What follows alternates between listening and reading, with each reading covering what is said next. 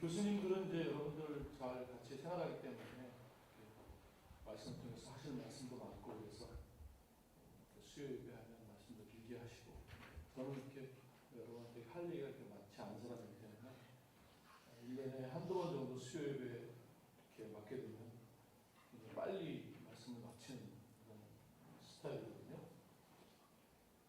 기대가 되시죠?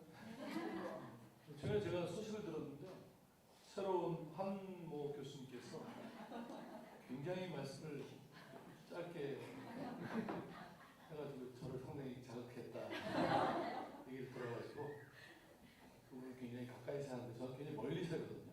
얼마나 더 빨리 끝내야 되겠습니까? 오늘 제가 기록에 도전을 해보려고 하는데 여러분이 다 한마음으로 저의 기록 도전을 지지해 주시는 줄 압니다. 혹시 기록에 실패하더라도 너무 실망하지 않으시면 좋겠네요. 네. 오늘 말씀 사도행전에 나오는 말씀인데요.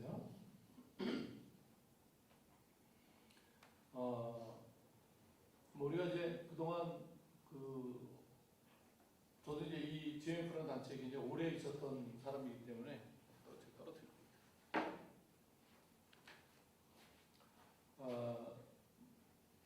GMTC 훈련이 처음부터 이렇게 왔던 것을 뭐 교수로 참여하진 않았지만 좀 이렇게 흐름을 대신 이제 안에 있지 않기 때문에 바깥에서 좀 이렇게 크게 흐름을 볼 수 있는데 훈련이 이제 뭐 그 훈련이라기보다 우리의 선교 저는 이제 92년도에 선교사가 됐는데 우리 그 선교 훈련이라는 것이 선교를 잘 몰랐기 때문에 훈련을 통해서 많은 것들을 이렇게 넣어주려고 하는 그런 방식의 훈련이 오면서 이제 계속 조금씩 변화되어 왔지만 특히 지금의 시점에서 그동안 쭉 이렇게 변화되어 왔지만 초창기에 그런 선교 훈련을 시작할 때의 우리의 생각들과 지금을 생각해 보면 지금은 이제 그런 막 초창기에 우리가 아무것도 모르는 상태에서 훈련을 했던 시대와 비교하면 되게 이제 훈련 오는 분들이 뭐 경력선생님들도 계시고 초임이라고 할지라도 아예 문화적 경험이 없는 그런 분들이 아니다 보니까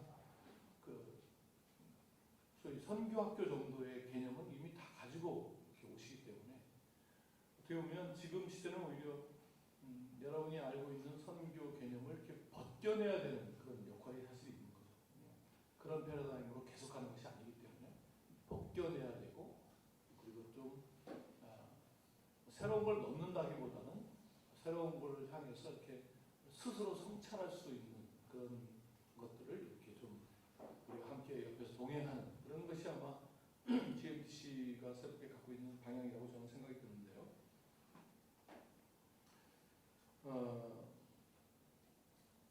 최근에 뭐 제가 우리 초임 선생님들하고 좀 나눴습니다만 최근에 인도네시아를 갔다 오면서 저는 인도네시아 성경 번역 선교에 헌신한 사람들과 이렇게 며칠 같이 선교 세미나를 이렇게 하면서 좀 특별한 경험을 한 것 같아요. 그러니까 우리가 성경 번역 선교사로 이미 헌신했다 그러면 대부분 갖고 있는 기본적인 그 지식이 있죠.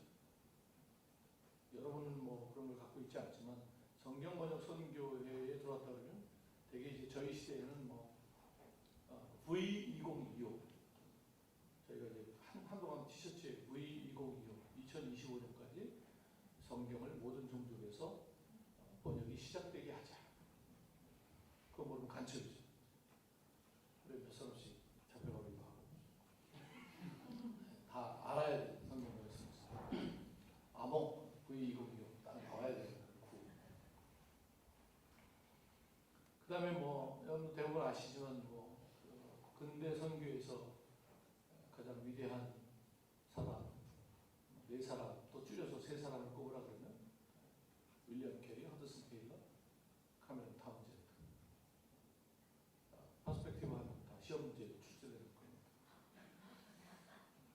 그래서 제가 이제 좀 그 사람들한테 타운젠드만 기억하는 이 외부인의 역사 의식을 좀 도전하려고. 왜냐면 타운젠드는 성경 번역을 비전을 갖고 있던 사람이 아니라 같이 가방을 들고 다니는 프란시스코 디아즈라는 칵시칼 종족 사람이 함께. 왜냐면 타운젠드는 스페인 성경을 팔려고 과테말라에 갔었기 때문에 그에게 도전한 사람은 사실 가방 들어주는 함께 여행을 다녔던 프란시스코 디아즈라고 하는 현지 특히 극식혈 종족 사람. 결국 그 사람의 영향으로 타운젠드가 이제 스페인어 성경파는 것을 내려놓고 각식혈 종족으로 들어서 성경을 번역함으로써 이삭이 중요하다는 걸 알고 성경원의 성교회를 만들었으니까 사실은 프란시스코 디아즈가 중요한데 세상을 기억하지 않으니까 타운젠드만 기억하니까 제가 여러분 타운젠드 아시죠? 쌀라향한 거 아무도 몰라 타운젠드 깜짝 놀래가지고 비전 2025를 아시나요? 아무도 몰라. 다시 말해서 벗겨낼 필요가 없어. 이미 벗은 사람들이 와 있어.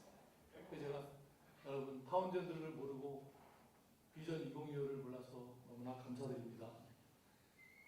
새로 쓰기만 하면 되니까 그렇게 그 인도네시아 젊은 친구들에게 감사를 표시하고 좀 사실 그냥 당황했어요. 그걸 모르는 거예요. 그걸 알아야 그다음부터 벗겨내는 일을 하는데 난 벗겨내려고 간 사람인데 사실은 벗겨낼 게 없어가지고 상당히 우리가 얼마나 우리가 가지고 있는 그런 경험을 못했다면 저는 제가 그렇게 벗겨내는 것이 너무나 당연하다는 나의 또 전제를 갖고 있었겠죠. 옛날에는 그 벗겨내는 걸 모르고 살았던 시대가 있었고 지금은 이걸 벗겨내야 될 텐데 라는 게 또 하나의 전제가 되어 있는데 벗겨낼 필요가 없는 사람들을 만나면서 와, 또 나의 전제를 부숴야 되는 그런 경험을 한 것이죠. 바울이 오늘 상황을 보면 그동안 이제 쭉 뭐 여러 기적과 같은 상황으로 좀 사람을 만나기도 했지만 사실은 대부분 유대인의 회당에서 유대인들과 유대교에 들어온 사람들을 대상으로 말씀을 전했기 때문에 그들이 이미 갖고 있는 그 메시아, 그래서 바로 이 예수가 너희가 알고 있는 그 메시아다. 예수가 메시아다. 그게 이제 그분의 바울의 핵심적인 메시지였는데 처음으로 어떻게 보면 이 아덴이라고 하는 곳에서 그런 전제가 없는 사람들을 맞이하게 된 것이죠. 그런 속에서 바울은 어떻게 이 사람들에게 이 말씀을 나누는 그런 일들을 했는가. 그리고 우리가 이제 뭐 가서 기독교적인 그런 곳에 사역할 수도 있지만 선교라고 하는 것은 또 전혀 그런 바탕이 없는 사람들을 상대할 수 있으니까 그런 면에서 좀 몇 가지를 생각해 보려고 합니다. 첫 번째 제가 주목한 단어는 격분이라고 하는 단어였습니다. 격분. 7장 16절에 보면 바울이 아덴에서 그들을 기다리다가 그 성의 우상이 가득한 것을 보고 마음에 격분하여, 사람한테 격분한 게 아닙니다. 자기 마음 안에서 격분이 일어났다는 것이죠. 마음에서 일어나는 격분을 바깥으로 표시하는 것은 별로 좋은 일은 아닙니다. 마음의 격분을 해야 되죠. 뭐에 대해서 격분했을까요? 오늘 말씀에는 우상이 가득한 것을 보고 격분을 했다. 그게 나와 있는데 이 격분에 대해서 조금 생각을 해봤습니다. 바울은 무엇에 대해서 격분을 한 것일까? 사실은 바울은 이 이방인들이 우상을 섬기는 것에 대해서 격분할 필요가 없는 사람입니다. 왜냐하면 유대인들은 이방인들이 구원에 들어오는 것이라고 생각하지 않았기 때문에 격분할 필요 없죠. 지금도 유대인들이 뭐 그런 얘기 듣잖아요. 제가 직접 경험한 건 아니지만 뭐 안식일날 뭐 자기가 엘리베이터 버튼을 누를 수가 없어갖고 네가 좀 눌러라 그 이방인들이 저렇게 하는 건 너무 당연한 사람들이기 때문에 왜 격분을 합니까? 바울이 격분할 필요가 없는 사람이라는 거예요. 그 사람. 그런데 그 사람에게 그 사람들에게 그것을 보면 상황을 보면서 마음에 격분이 일어났다는 것은 그가 격분하지 않는 유대인에서 그걸 보고 격분하는 어떤 사람으로 변화가 됐다는 거잖아요. 어떤 사람으로 변화가 됐다는 것은 그 변화의 과정에 어떤 그 사람의 경험 혹은 제가 좋아하는 단어로 하면 그 사람의 성찰이 있었던 것이죠. 그럼 어떤 성찰이 있었나요? 그는 자신에 대해서 엄청 격분하는 일이 있었다는 것이죠. 사실 격분은 자기로부터 출발하는 것입니다. 자기의 나에 대해서 격분하는 것이죠. 그거에 대한 근거를 제가 보면 10장 24절에 우주와 그 가운데 있는 만물을 지으신 하나님께서는 천지의 주제신이 손으로 지은 전에 계시지 아니하시고 손으로 지은 전에 계시지 아니한다라는 말을 했습니다. 근데 이 말은 사실 바울이 먼저 쓴 말이 아니라 7장 48절에 스데반이 죽을 때 이런 말을 했습니다. 그러나 지극히 높으신 이는 손으로 지은 곳에 계시지 아니하시고, 또 헬라어 원본을 찾아보면 똑같습니다. 다만 지은 그 템플이라는 단어를 하나 더 바울이 추가했지만 사실 그 문맥상 똑같은 말을 한 것이죠. 손으로 지은 곳에 계시지 아니하시고. 스데반이 그 말을 했을 때 사도 바울이 그 철저한 유대인이었던 사도 바울이 얼마나 그 말을 우습게 여겼겠습니까? 무슨 말도 안 되는 소리를. 하나님이 성전에 안 계시다니, 이 거룩한 성전에 안 계시다니, 저게 무슨 말인가? 그런데 그가 그리스도를 만나면서 우리 유대인이 자신이 얼마나 굉장한 하나님에 대한 열심과 하나님의 말씀과 하나님께서 명하신 율법과 그 모든 것에 그가 스스로 생각하는 그 본질에 얼마나 내가 헌신되어 있는가라고 여겼던 그 사람이 얼마나 우상을 섬기고 있는가를 철저하게 깨달았겠죠. 하나님을 율법으로, 하나님을 성전으로 대체해놓고 그것이 마치 하나님인 것처럼 엄청나게 그것을 위해서 죽을 수도 있는 헌신을 자기는 하고 있다고 생각했고, 그렇게 말하는 스데반에 대해서 미친놈 아닌가 그런 생각을 했겠죠. 그런데 그리스도를 만나니까 얼마나 자신이 그리스도가 아닌, 하나님이 아닌 것을 붙들고 목숨을 걸고 있었는가를 너무 격분했겠죠. 내가 평생 믿어온, 붙들고 온 이것이 무엇이었나. 그런 성찰의 시간이 굉장히 깊었다고 생각합니다. 아라비아로 가서 나중에 바나바가 그를 찾으러 갈 때까지 굉장히 많은 시간 동안 격분의 시간을 보냈을 거라고 생각합니다. 어떤 의미에서 보면 여러분의 훈련의 시간은 여러분 자신에게 격분해야 되는 시간이라고 생각합니다. 우리가 알고 있는 선교를 또 확인하기 위해서 훈련을 받으면서 그 생각하는 선교에 맞는 이야기가 나올 때는 그렇지, 조금 다른 이야기가 나오면 저건 아니지, 그렇게 해서는 이 훈련을 받을 의미가 별로 없죠. 사실 좀 열고, 그동안 우리가 한국 선교가 갖고 왔던 선교가 얼마나 이 서양의 아류 같은 선교를 해왔는가에 대해서 격분하고, 서양 사람에 대해서 격분하는 게 아니라 그렇게 우리가 좁게 왔던 것에 대해서 격분하고, 자기 동족에 대해서 격분을 했겠죠. 유대인들. 나쁜 의미의 격분이라는 게 아니라 얼마나 우리가 하나님이 아닌 것을 붙들고 저렇게 유대 혈통이면 구원을 얻다고 생각하는 저 무지를 어떻게 하면 좋을까 하는 그런 격분이 있었겠죠. 그런 관점에서 격분할 필요가 없었던 그 이방인들 우상, 저거라도 믿고 살아가야지 뭐 구원도 못 받는데 라고 생각했을 그 이방인들에 대해서 격분의 마음, 저들이 참 진리를 알아야 될 텐데 라고 하는 격분이 일어난 것이죠.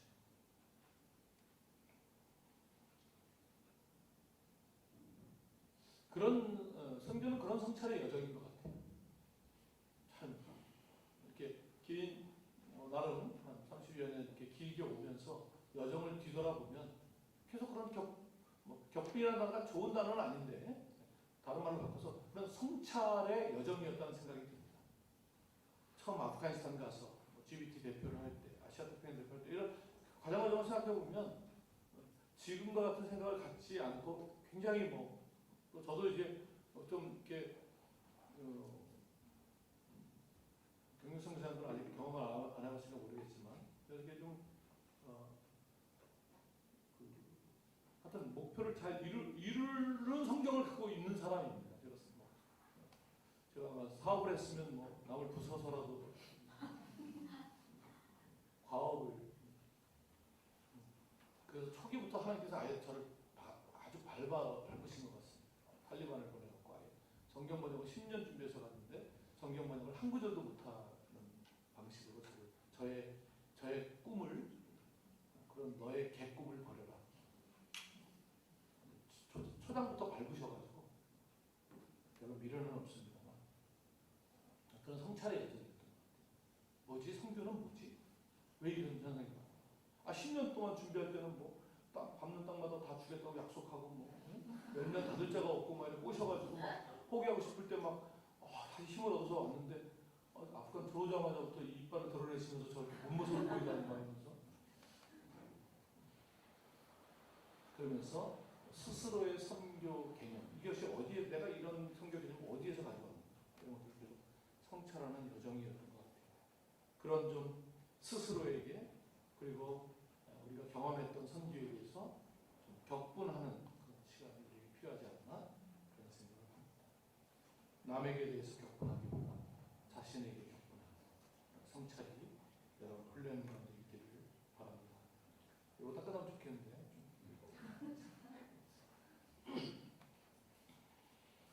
두 번째는 이제 말씀드린 것처럼 굉장히 예수가 바로 메시아다 이렇게 이미 그들이 갖고 있는 전제 위에서 이야기를 하면 되는 거에서 이제 생자들을 만나니까 아덴 사람들, 헬라 문화를 갖고 있는 사람들을 만나니까 거기서 이제 시작을 해야 되잖아요. 그렇죠? 그래서 뭐 여러 가지 이야기가 여기에 나옵니다.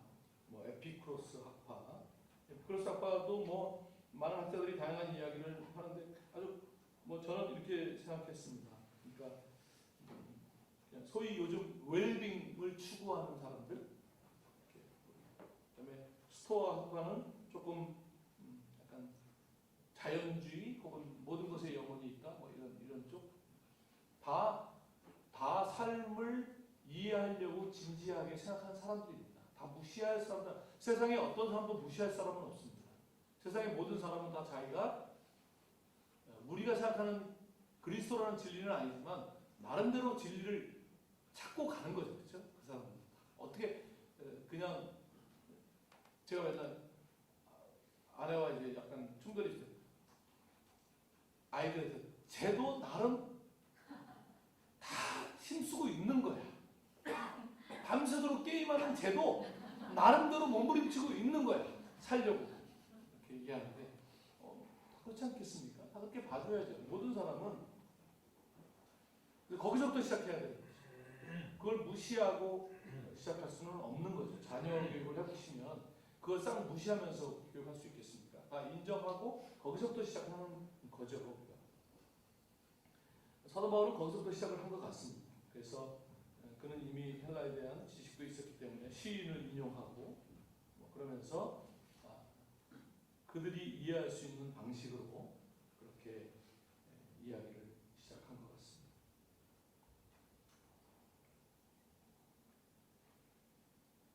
특히 창조주 하나님에 대해서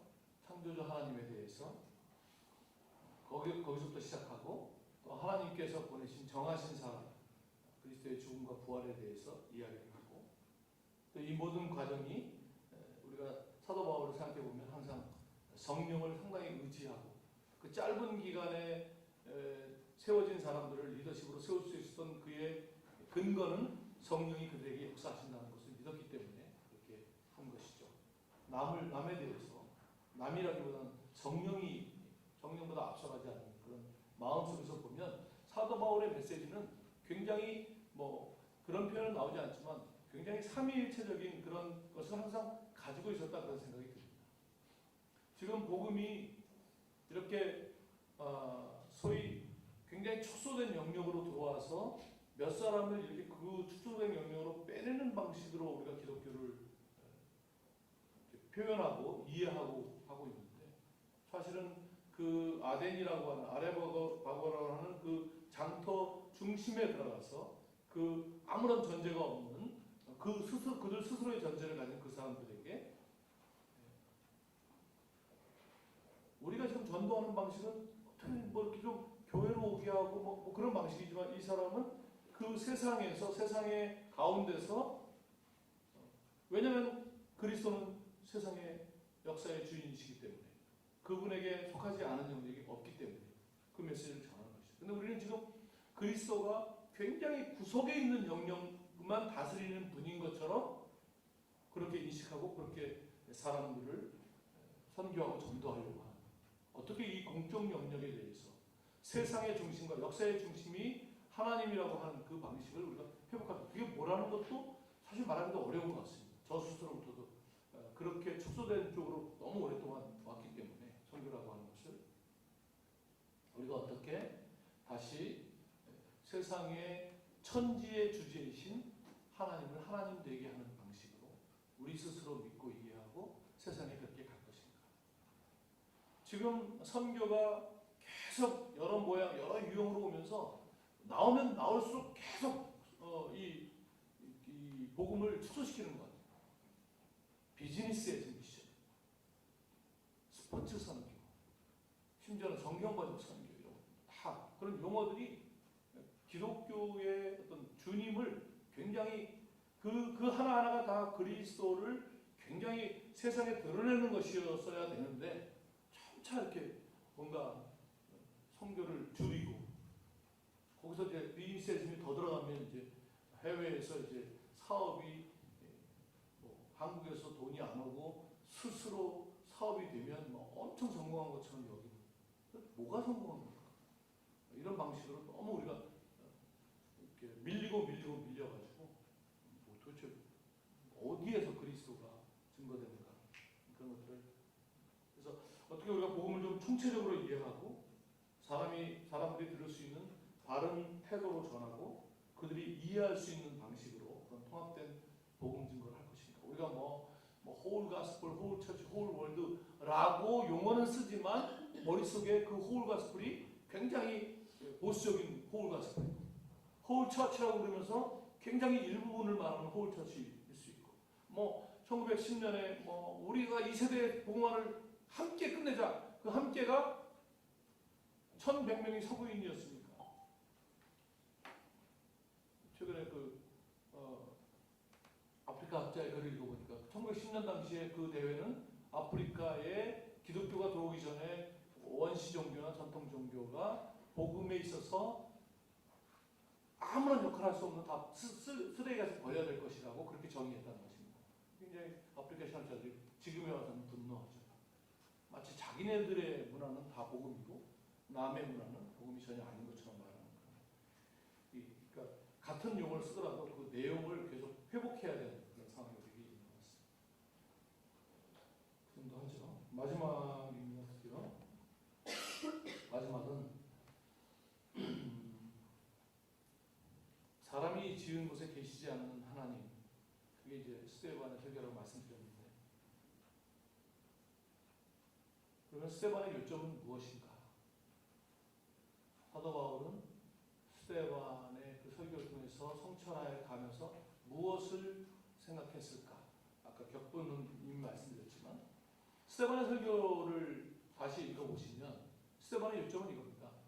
하나님은 그렇게 사람이 손으로 지은 곳에 계시는 것이 아니라, 그런 표현은 안 나오지만 제가 이해한 바에는 하나님은 하나님이 직접 지은 곳에 거하신다. 사람의 손으로 지은 것이 아니라 하나님이 직접 자기의 형상대로 지으신 사람 중에 거하신다. 그래서 보잘것없는 아브라함을 불렀어. 보잘것없는 요셉이 팔렸고, 보잘것없는 다윗을, 보잘것없는 모세, 여호수아를, 보잘것없는 사람들을 불러서 그 가운데 역사하심으로써 여기까지 왔다라고 하는 것을 말하는 것이죠. 그런 묵상이 바울의 선교 여행 내내 있었다고 생각합니다. 이번에 바울의 여정을 저희 교회에서 좀 하게 돼서 다녀오면서 저한테 남은 건 딱 그거 하나였습니다. 바울이 2차 여행을 시작하면서 바나바와 마가 요한 때문에 심하게 싸우고 2차 여행 내내 그것이 바울의 머릿속에서 떠나지 않았겠구나. 특히 아시아에서 계속 길이 막히고 성령이 막으시는 것을 경험하면서 도대체 이게 뭐지? 내가 뭘 잘못했지? 나는 복음을 위해서 지금 죽을 수 있는데 근데 계속 막혀요. 성령이 막으셨다고 그렇게 표현되어 있습니다. 그런데도 뭐 여기 아닌가 보다 그렇게 가볍게 갈 수 있을까요? 굉장히 심한 고통 중에 있었겠죠. 그 심한 고통 중에 생각할 수 있는 유일한 것은 마가 요한을 내치고 굉장히 과업 중심으로 그런 인간들은 저렇게 나약한 인간은 쓸데가 없어. 그렇게 아주 강한 그 사도 바울이 성찰하고 무너져 내리는 그런 시간이었다 생각이 듭니다. 그래서 마게도니아로 건너와서는 그렇게 힘차게가 아니라 기도할 것을 좀 찾았고, 이게 뭔가 도대체 거기서 르디아를 만나고, 어떻게 보면 여성을 안 만났던 건 아니지만 그 여성과의 동력, 그 시대 관점에서 보면 항상 유대인의 회당에 있는 유력한 사람들이나 이렇게 생각했을 문화에서 그 여성과의 동력, 그런 집에도 머물고, 또 그 나중에는 고린도에 가서 브리스길라와 아굴라를 만나서 장막을 갖는 이런 변화가 건너가서부터 시작됐다는 것은 그 마가 요한의 문제가 그를 얼마나 깊게 성찰하게 했는가. 나중에는 이제 마가 요한을 데리고 오라고 이렇게 다른 서신서에 나오지만, 어쨌든 굉장히 사람에 대한, 그것이 사람의 손에 지은 것에 거하지 아니하시고 사람 중에 거하신다고 하는 것을 본 것 같습니다. 일단 칼럼을 쓰면서, 그래서 사도 바울의 서신서를 보면 항상 어디에 있는 성도들에게 편지하노니, 그래서 제가 사도 바울의 교회 개척은 요즘 생각하는 그런 교회 개척이 아니라 사람 개척이었다, 그런 표현을 썼는데, 그런 사람을 굉장히 중요하게 여기는 그 미니스트리를 한 것 같습니다. 그러니까 이 아덴의 것을 가지고 우리가 보편적인 해석, 인간적인 지혜를 사용하다가 결과가 별로 없었다라고 말하는 해석은 저같이 아프가니스탄 같은 데서 사역한 사람의 입장에서 보면 정말 말도 안 되는 거죠. 계속해서 그렇게 막 3,000명, 5,000명 그래야지만 무슨 되는 것처럼, 이 한 사람 한 사람이, 아니 우리 같은 사람이 보면 너무 부러워. 이 이야기로 몇 사람이 믿게 되었다는 게, 우리 아프가니스탄 그렇게 오래 있어도 어떤 한 사람에게 복음을 깊게 얘기할 수, 그 나라 안에서는 그런 상황이 주어지지 않고, 겨우 같은 사역자와 파키스탄에 출장 며칠 가서야 조심스럽게 밤에 이야기하는 그 정도의 상황으로 꽤 긴 시간을 살다 왔는데, 지금 여기서 이렇게 만나가지고 얘기했는데 몇 사람이 믿었다? 이것을 결과가 없었다라고 말하는 것은 우리가 얼마나 과업 중심, 성장 중심적으로 지금 성경을 갖고 있는가에 대한 것을 반증하는 것이라고 생각합니다. 특히 이 몇 사람이라 그러면서 여기 디오누시오와 다말이라는 이름이 성경에 기록된 것 상당히 의미 있게 보이죠. 전해오는 이야기에 의하면 디오누시오는 후에 아덴 교회의 주교가 되었다고 합니다. 그리고 그리스 정교회는 그를 성인으로 기념하고 있고, 아테네에는 지금도 디오누시오의 기념교회가 있습니다. 동방교회의 시작에 그 어딘가에 디오누시오가 있는 셈이죠. 그런 중요한 사람이 이때 믿었다는 것은 중요한 것 같습니다. 저는 이렇게 몇 사람이 드러내놓고 믿는 그런 일을 선교지에서 경험하지 못했습니다. 아무랬던 시대 아프가니스탄 사역 중에 그래도 이런저런 모습으로 그들이 믿는 것을 확인하지 못했지만, 복음을 그 상황 가운데 복음을 말하는 것도 어려운 상황 속에서 복음을 나누었던 형제들의 이름을 지금도 기억하고 있습니다. 라히무딘이 있고, 하니프가 있고, 아하시 있고, 사베레잔이 있고, 그런 사람이 있습니다. 또 여러 다른 사역자를 통해서 복음을 들은 한 사람 한 사람이 거기에 있겠죠. 성령 하나님께서 우리는 나와 있지만 그들에게 나누어졌던 것이 뿌려지도록 늘 마음에 기억하고 있습니다. 그렇게 한 사람 한 사람을 소중히 여기고 기억하는 그런 선교가 여러분의 삶에 있기를 주님의 이름으로 축원합니다. 기도하겠습니다. 하나님, 사도 바울 위대한 사도이지만 그가 긴 여정을 통해서 성찰하는 여정을 갖고 스스로부터 격분하고 그렇게 하나씩 변화되어져 가고 사람을 소중하게 여기고 한 사람 한 사람을 변화시키는 긴 여정을 간 것처럼, 우리도 우리의 성찰의 여정을 우리 스스로부터 시작하게 도와주시고, 우리 스스로에게서부터 격분이 일어나게 도와주시고, 거룩한 격분이 일어나서 세상에 주님을 모르는 상황에 대해서 안타까워하며, 그렇다고 해서 거대한 것을 한꺼번에 이루기보다 하나씩 하나씩 이루어가는 주님의 마음을 배울 수 있도록 인도하여 예수님의 이름으로 기도합니다.